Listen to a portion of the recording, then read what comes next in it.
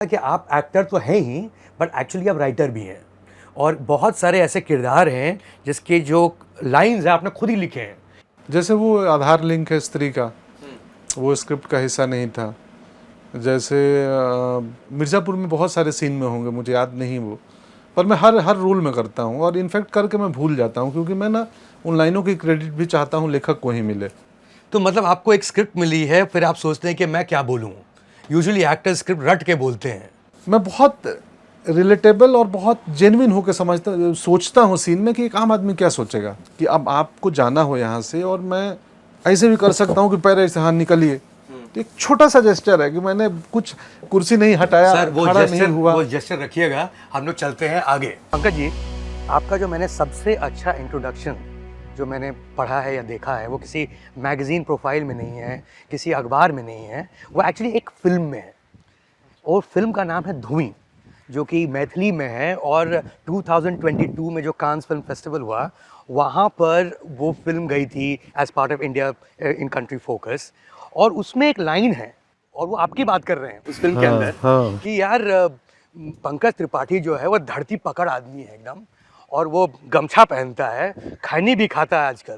पहली बात बताइए कि आप सच में धरती पकड़ तो हैं, बट गमछा तो नहीं पहने हैं, और खैनी खाते हैं कि नहीं? नहीं, खैनी नहीं खाता हूँ।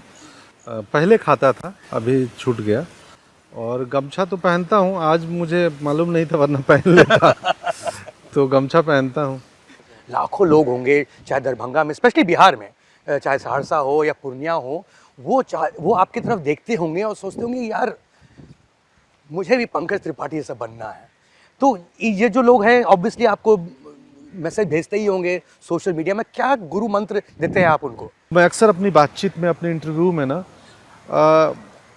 उन सवालों का उत्तर देता हूँ, और मैं बोलता हूँ। पिछले दिनों भी किसी में एक संपादकीय में लिखा था, एक एडिटोरियल पेज पे, कि आकलन करें, कुछ भी मुश्किल नहीं है, मैं कर सकता हूँ। तो मुझ में ऐसा कोई एक्स फैक्टर नहीं था।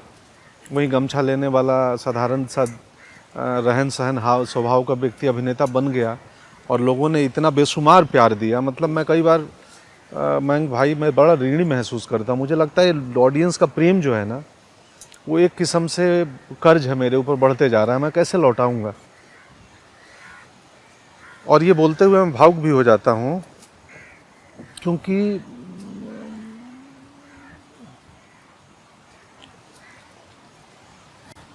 एक अभिनेता समाज को कैसे पे बैक करेगा,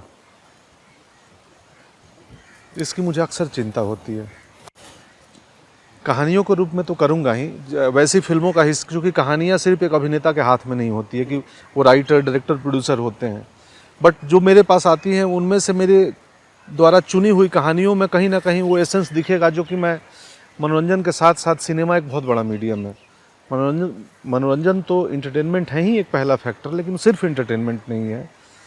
तो मैं उन कहानियों के थ्रू, मैं अपने आचरण के थ्रू, मैं अपने बातचीत के थ्रू उस ऑडियंस को जितना कर सकता हूँ पेबैक करना चाहता हूँ। और मुझे लगता है कि मेरी जर्नी, मेरी कहानी न सिर्फ बिहार में, हिंदुस्तान के किसी भी प्रदेश में, किसी भी गांव, कस्बे में, शहर में, एक साधारण पृष्ठभूमि के, साधारण बैकड्रॉप के बच्चे को वो हिम्मत तो ज़रूर देती होगी कि मुश्किल नहीं है।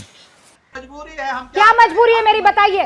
मैं अभी आपको बताती हूँ कि मैंने ओए होए होए होए, नमकीन के चटकारे लेते हुए टकटकी मार के डिबेट शो को पॉज रिपीट कर करके देख रहे हैं जोगिंदर जी। इनकी तरह आप भी देखें अपनी फेवरेट डिबेट्स को रिपीट कर, और डाउनलोड कीजिए एबीपी लाइव ऐप अपने स्मार्ट टीवी पर।